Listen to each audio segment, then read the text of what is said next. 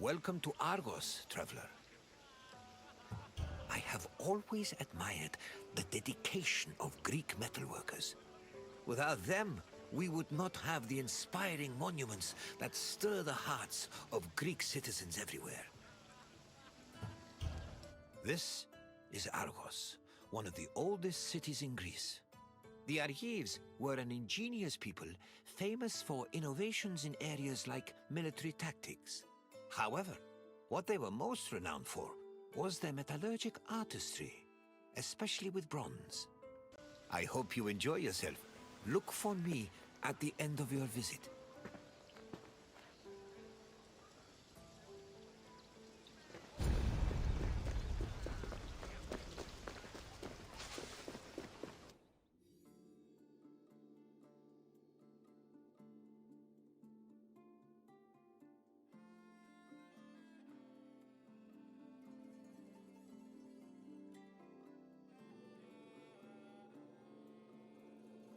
The area that would become Argos was inhabited as early as the 3rd millennium BCE, but it was in the 7th century BCE that it officially became a city-state.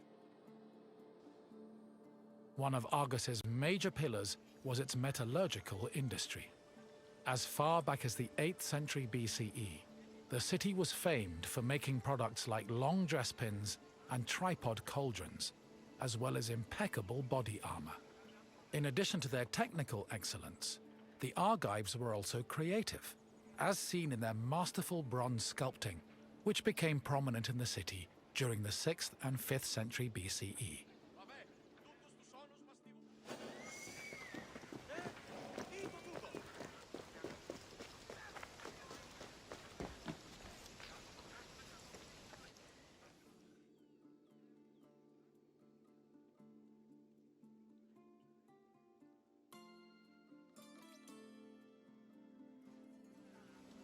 Bronze is an alloy composed of 90% copper and 10% tin. Because of this, copper and tin needed to be smelted and combined to create the material needed for sculpting. After the bronze alloy was formed, it was melted in special furnaces.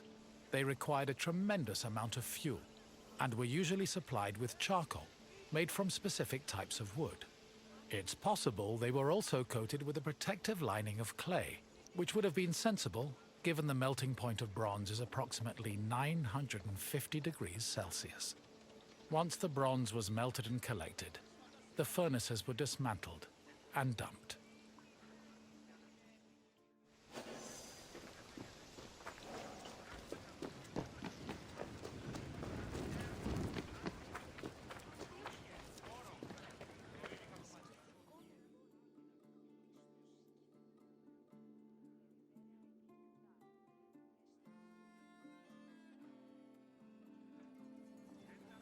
In the 8th century BCE, most small-scale statues were molded using a complicated and lengthy method called solid lost wax casting.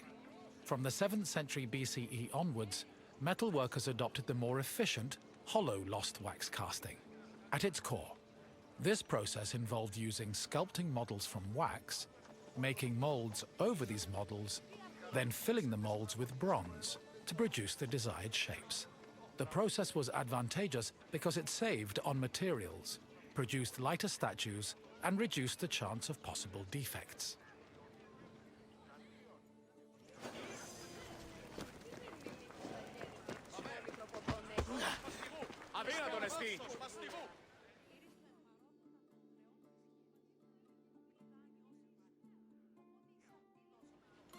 Once all the pieces of the sculpture were molded, they were welded together and subjected to the cold working process. This process involved repairing the sculpture's flaws by filling any holes and cracks with specifically measured bronze patches. Afterwards, the sculpture was scraped, chiseled, and polished until it was deemed satisfactory. Decorative details like hair, eyebrows, and mustaches were added with the use of a sharp tool. Eyes, which could be inset with ivory, glass, or silver, were attached to their sockets using a resinous kind of glue. Teeth and fingernails were inlaid with silver, and lips and nipples with copper. These small touches added color, and contributed to the sculpture's lifelike appearance.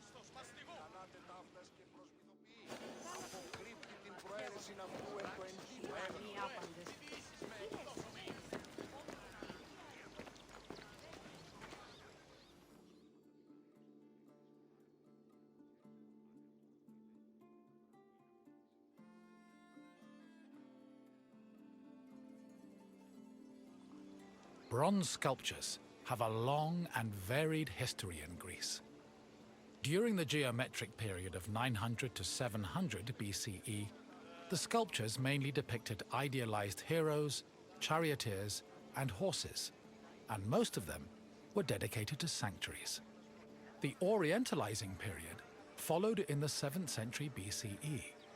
During this time, Greeks began adopting sculpting techniques from the East, and the depicted statues expanded to include mythological creatures like griffins and sphinxes. The Archaic period saw statues that reflected a better understanding of human anatomy, which eventually culminated in the realistic and powerful human sculptures of the Hellenistic period.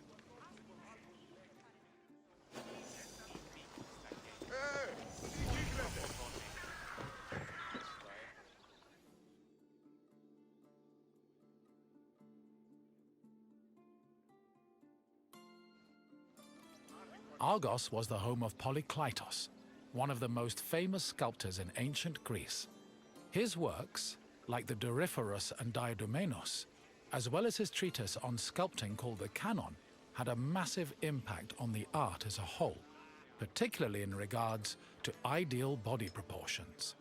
Sadly, the original versions of Polykleitos' sculptures have been lost, along with most bronze statues from antiquity.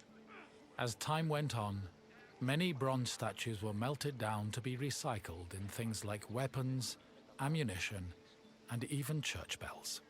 Because of this, marble copies from the Roman period are our best evidence of the masterpieces of Greek sculpture.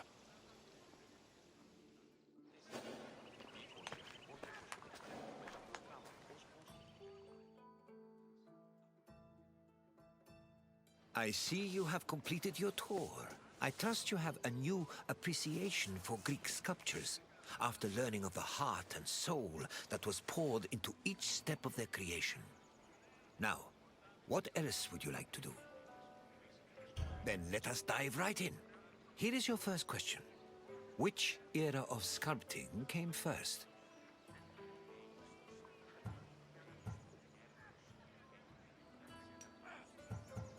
The Hellenistic period began in 323 BCE, following several other eras. Try again. The Classical period lasted from 480 to 323 BCE, making it relatively new in the grand scheme of things. But please, try another answer. Correct. The geometric period lasted from 900 to 700 BCE, and mostly featured small-scale statues and statuettes of heroes and horses. On to the second question. Bronze was an alloy composed of which two metals?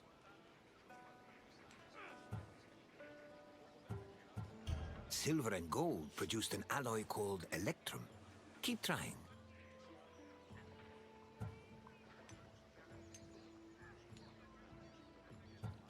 Combining copper and gold did not form bronze. Instead, it merely gave the gold a rosy tint. Try another answer. Yes. To get the bronze required for sculpting, metal workers first needed to smelt copper and tin. One last question for you. Which renowned sculptor was a native of Argos?